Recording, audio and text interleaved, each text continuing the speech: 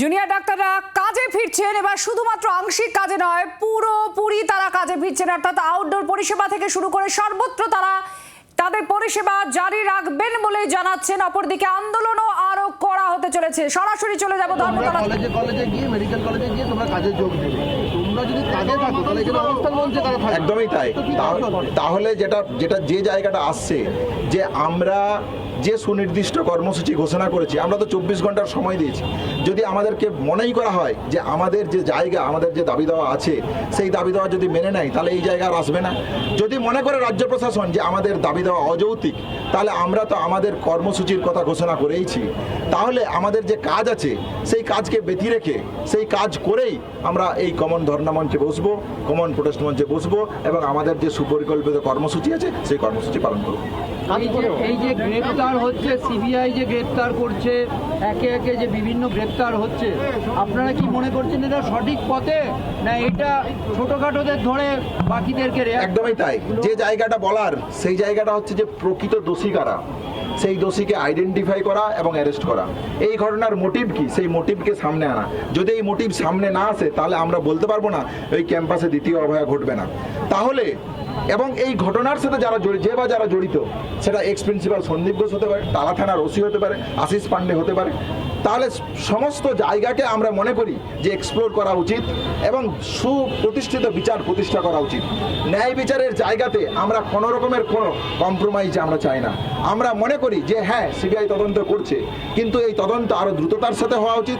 এই তদন্তের সমস্ত জায়গাকে এক্সপ্লোর করা উচিত এবং যে বা যারা প্রকৃত দোষী আছে, শুধুমাত্র যে এক্স প্রিন্সিপাল সন্দীপ ঘোষ এই জায়গা থেকে নয়, প্রকৃত দোষীকে, এই ঘটনা নারকীয় ঘটনা কিভাবে ঘটনা হলো, আরজি করের অভ্যন্তরে কি এমন ছিল যার জন্য এরকম একটা নারকীয় ঘটনা আরজি করের অভ্যন্তরে ঘটলো, তাহলে এই টোটাল জায়গাটা যদি আজকে সমস্ত জায়গায় যদি প্রকাশ্যে না আসে, আমরা ছাত্ররা কিভাবে সুরক্ষিত ফিল করতে পারি, সেই জায়গা থেকেই আমরা বলছি তদন্ত হয়তো চলছে, কিন্তু সেই তদন্ত আরো স্পিডি হতে হবে এবং প্রপার তথ্য প্রমাণ সহ স্বচ্ছতার সাথে এই তদন্ত প্রক্রিয়াকে সম্পূর্ণ করতে হবে।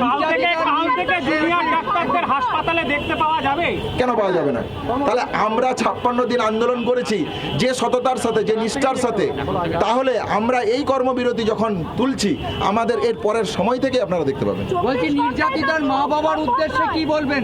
আপনারা আন্দোলন করে যাচ্ছিলেন, তার আপনাদের আন্দোলনের দিকে তাকিয়েছিলেন, ওনাদেরকে এই যে প্রত্যাহার করলেন অন্যরকম, ওনাদের উদ্দেশ্যে কিছু বলবেন? যে জায়গাটা বলতে চাই সেটা হচ্ছে আমরা সিজ ওয়ার্ক প্রত্যাহার করেছি, কর্মবিরতি প্রত্যাহার করেছি, আমরা আন্দোলন থেকে প্রত্যাহার করিনি। তাহলে আন্দোলনের বিভিন্ন কর্মসূচি, বিভিন্ন ফর্ম, বিভিন্ন জায়গা, সেই জায়গাগুলো আমাদের চলবে। তাহলে ন্যায় বিচারের দাবিতে আমার সহযোদ্ধা যেভাবে বললো, ন্যায় বিচারের দাবিতে আমাদের লড়াই শেষ দিন অবধি চলবে। আমি যেটা বলতে চাই সেটা হচ্ছে যে কাকু কাকিমার প্রতি যে আমাদের জায়গা থেকে যে ভরসা আপনারা রেখেছিলেন, আমি এই ধর্মতলার কমন মঞ্চ থেকে যে জায়গাটা বলে যেতে চাই যে ন্যায় বিচারের দাবিতে এই ছাত্রছাত্রীরা West Bengal junior doctors front শেষ অবধি লড়বে। চলছে, চলবে।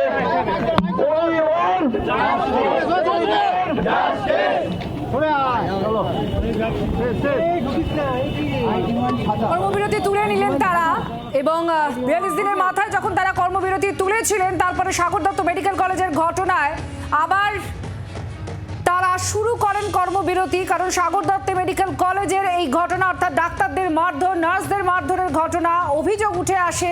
সেই সমস্ত প্রেক্ষাপটে আবার তারা কর্মবিরতি শুরু করেন আর সেই কর্মবিরতি চলতে থাকে।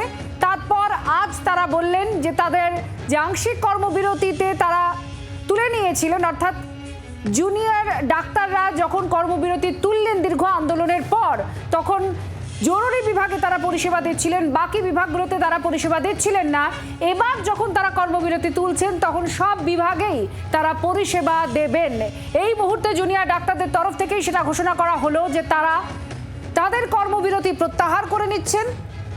একই সঙ্গে তারা বলছেন তাদের যে দাবি দেওয়া আছে সেই দাবি দেওয়া যদি 24 ঘন্টার মধ্যে না মেটায় সরকার, তাহলে তারা আমরণ অনশনে নামবেন, এমনটাই তাদের বক্তব্য। এবং তাদের এই ধর্মতলায় তাদের যে ডোরিনা ক্রসিং, যে নির্দিষ্ট জায়গা তারা বেছে নিয়েছেন, সেখানেই তারা তাদের অবস্থান মঞ্চ করে তাদের আমরণ অনশনও চালিয়ে যাবেন যদি না রাজ্য সরকার 24 ঘন্টার মধ্যে তাদের দাবি দেওয়া মেনে নেয়।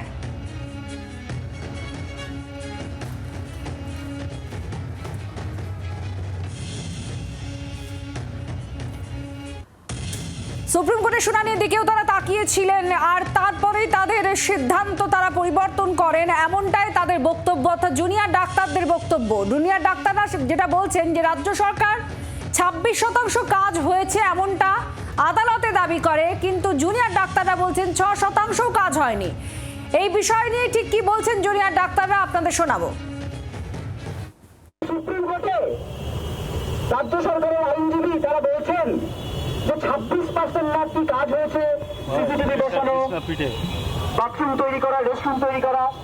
আমরা যারা কার্যত প্র্যাকটিক্যালি গ্রাউন্ডে কাজ করছি, একটা দুটো কলেজ বাদ দিয়ে 26 কেন 6% কাজ হয়নি। আমাদের প্রতিনিধি এই মুহূর্তে আছেন আমাদের সঙ্গে, তার সঙ্গে কথা বলবো। কমলাক্ষ, কি বলছেন এখন জুনিয়র ডাক্তাররা, কারণ তারা তো স্পষ্ট করছেন তাদের বক্তব্য।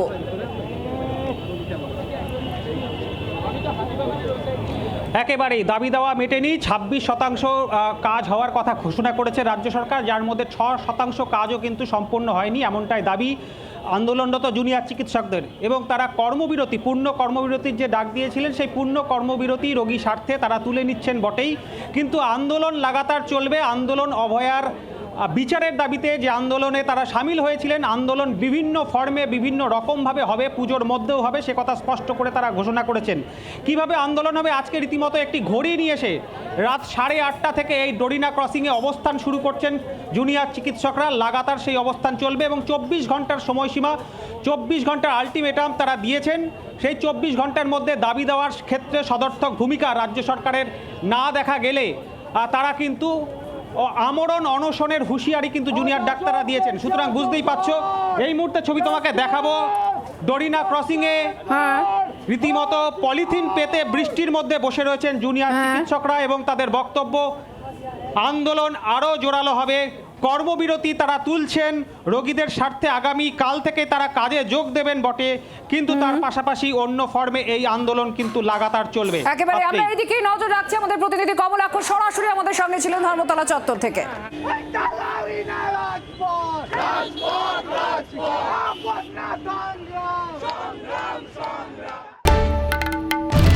বাংলার আওয়াজ, বাঙালির আবেগ, জি 24 ঘন্টা।